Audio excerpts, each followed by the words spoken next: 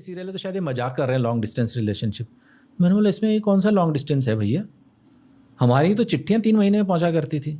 Phone call क्या कहते हैं, मुश्किल से महीने में कभी एक बार कॉल लग गया तो मतलब गनीमत थी, वो भी नहीं लगता था। कभी कभी तो 4-5 महीने में एक बार फ़ोन पे बात होती थी।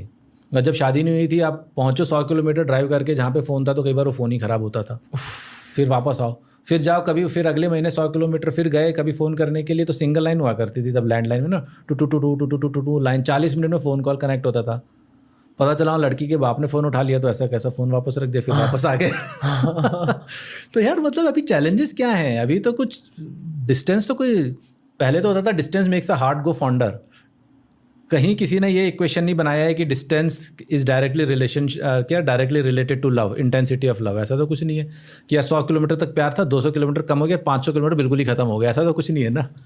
और आजकल तो डिस्टेंस बजाय कम बात के ये ओवर वो ज़्यादा हो रखा है। हर बार मैं घर से निकल गया कॉल कर दी, यहाँ पहुँच गया कॉल कर, हमेशा तो कम्युनिकेशन हो रहा है यार, पूरे टाइम फेस टाइम या व्हाट्सएप वीडियो कॉल सब कुछ तो है, तो भी नहीं चल रही रिलेशनशिप। इससे कुछ, और केवल मैं ही नहीं, मतलब मेरे सारे फौजी मेरे से ऊपर और कुछ कोर्स नीचे वालों ने तो सबने उतना ही टफ टाइम देखा है कि बीवी बच्चों का कुछ पता ही नहीं क्या चल रहा है, बीवी बच्चों को पता नहीं हस्बैंड की क्या हालत है, बात ही नहीं हो रही है, केवल चिट्ठियाँ। वो चिट्ठियाँ आज तक रखी हुई हमारी, जो इतने सालों में लिखी हुई चिट्ठियाँ थी।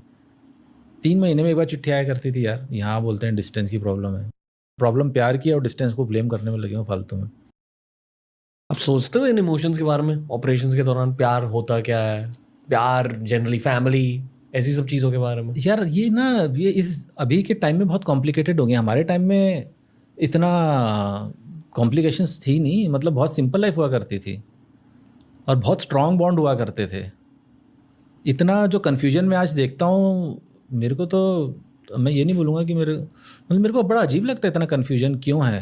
और मेरे को लगता है शायद ये बहुत ज़्यादा वेस्टर्न इन्फ्लुएंस है, ये भी कारण हो सकता है शायद, क्योंकि हमने उनकी टर्मिनोलॉजी हम सीधे पिक करे जा रहे हैं, हम अपना कुछ नहीं सोच रहे हैं ओरिजिनल। सेक्सुअलिटी बढ़ रही है दुनिया में बहुत ज़्यादा। हाँ, सेक्सुअलिटी भी बढ़ रही है, तो उनको शायद वो कमिटमेंट वाला वो हिसाब किताब भी नहीं है, क्योंकि लव और लस्ट में अंतर है ना। प्यार, if you are too much into, ये सारी चीज़ें हैं, तो बहुत सारे फैक्टर्स हैं। पर मैं देखता हूँ ये वीना के पास ये पॉटरी के स्टूडेंट्स आते रहते हैं, तो यंगर जनरेशन के साथ मेरा बड़ा रिलेशन रो रहता है, और मैं काफ़ी इंटरव्यू लेता रहता हूँ लोगों के जो आते रहते हैं ना, ऐसी बातों में बिल्कुल स्टेबिलिटी नहीं है और बिल्कुल विश्वास नहीं है। पहले तो एक बहुत सुंदर इमोशन हुआ करता था, विरह, वो तो शायद अभी ना किसी ने सुना होगा, जिसका लूज ट्रांसलेशन लॉन्गिंग है ना। तो वो लॉन्गिंग तो बची नहीं लोगों में यार, जो सबसे सुंदर इमोशन होता था प्यार का, कि आप 6 महीने बाद किसी से मिल रहे हो ना, आपने उसका चेहरा देखा कभी, वही 6 तस्वीरें हैं जो आप लेके गए, 6 महीने तक आपने वही तस्वीरों को पलटा है और कुछ देखने के लिए नहीं, ना बात करी आपने। तो मतलब जस्ट इमेजिन कि क्या वो होता था।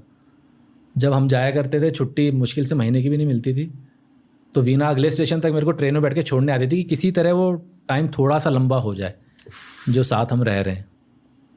तो यार ऐसा कुछ डेडिकेशन अभी है ही नहीं लोगों में, तो ट्रस्ट, फेथ, मतलब बहुत लंबा टॉपिक है। Okay, back to your story.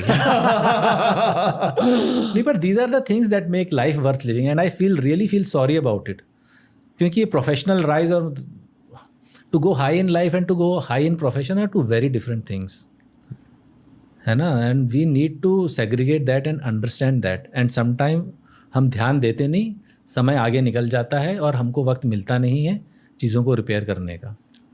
जो मैंने पॉडकास्ट के स्टार्ट में कहा ना कि आप सबसे मेमोरेबल गेस्ट हो, एक्चुअली इस लाइन की वजह से। To go high in profession is not as important as to go high in life. हाँ यार बिल्कुल, वो तो like I've realized this as the truth of podcasting in general. जिससे भी बात की है, अगर इतना दुख है